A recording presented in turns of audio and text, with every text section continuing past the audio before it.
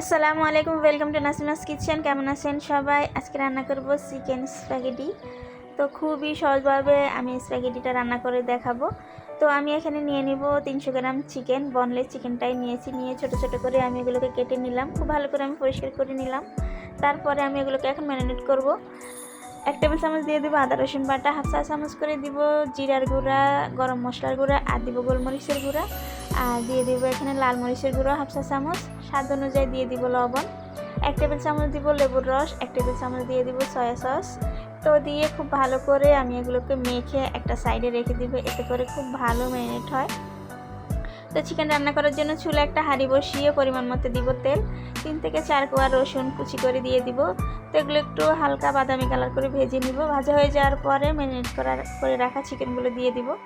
তো এখন আমি চিকেনগুলো ভেজে নিব। চিকেনগুলো ভাজতে ভাজতে সিদ্ধ হয়ে যাবে, পানি দেওয়ার কোনো প্রয়োজন নাই। এই তো আমার চিকেনগুলো ভাজা হয়ে গেছে। আমি এই পর্যায়ে দিয়ে দিব কিছুটা পাতাকপি কুচি। পাতাকপিটা অপশনাল, আপনারা না চাইলে না দিতে পারেন, তবে দিলে ভালো লাগে। তো আমি অল্প পরিমাণে কিছুটা পাতাকপি কুচি দিয়ে দিলাম। এখন এগুলোকে ভেজে নিব। এগুলোর পানিটা শুকিয়ে যখন আসবে এই পর্যায়ে দিয়ে দিব আমি 2টো গাজর কুচি। গাজরটা আমি পরে দিচ্ছি, এতে করে গাজরগুলো একটু ক্রাঞ্চি ক্রাঞ্চি ভাব থাকে, সেই জন্য আমি গাজরটা পরে দিই। তো এখন আমি গাজরটাকেও ভেজে নিব। গাজরটা ভাজা হয়ে যাওয়ার পরে আমি দিয়ে দিব 2 টেবিল চামচ করে সয়া সস, টমেটো সস এবং দিব চিলি সস। তো এখন খুব ভালো করে আমি আবারও নেড়ে ছেড়ে একদম খুব ভালো করে মিশিয়ে নেব। এই পর্যায়ে আমি দিয়ে দিব 2 প্যাকেট অরগ্যানো। অরগ্যানো না থাকলে কোনো সমস্যা নাই, না দিতে পারেন, থাকলে দিবেন। তো এই পর্যায়ে আমি কিছুটা দিয়ে দিব পেঁয়াজ পাতা।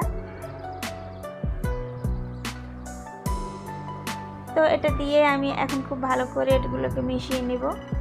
আমি স্প্যাগেটিটা সিদ্ধ করা আপনাদের দেখাই নাই, কেননা আপনারা জানেন কিভাবে সিদ্ধ করতে হয়, সেই জন্য দেখালাম না। এখন আমি স্প্যাগেটিগুলো দিয়ে দিলাম। তো এটা আমি আগে থেকে সিদ্ধ করে রেখে দিয়েছিলাম। তো এখন খুব ভালো করে আমি মিশিয়ে নেব। তো এই তো আমার স্প্যাগেটি রান্না হয়ে গেছে। আপনারা এভাবে বাসায় অবশ্যই বানিয়ে খাবেন, আর আমাকে কমেন্টে জানাবেন কেমন হয়েছে। ভিডিওটা ভালো লাগলে অবশ্যই একটা লাইক কমেন্ট শেয়ার করে দিবেন। আর যারা আমার চ্যানেলটা এখনও সাবস্ক্রাইব করেন না, প্লিজ আমার চ্যানেলটি সাবস্ক্রাইব করে ফলো দিয়ে আমার পাশে থাকবেন। আল্লাহ হাফেজ।